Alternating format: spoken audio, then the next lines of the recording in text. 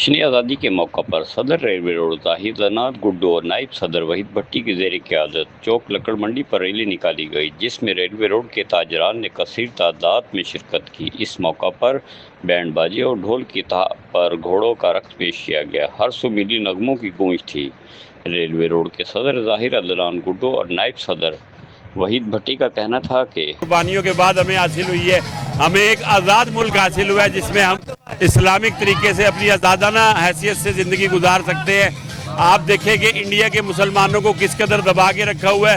ہمیں خدا کا شکر ادا کرنا چاہیے اور ان بزرگوں کا، قائد اعظم کا اور ان لوگوں کا شکریہ ادا کرنا چاہیے جو اس تحریک کے اندر شامل ہوئے، جنہوں نے پاکستان کو بنایا اور پاکستان کو آزاد کروایا۔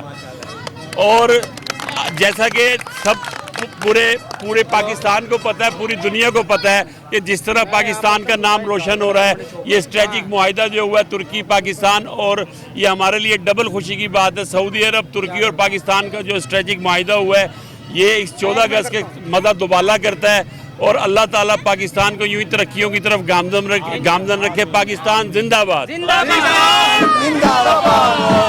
پاک فوج زندہ باد۔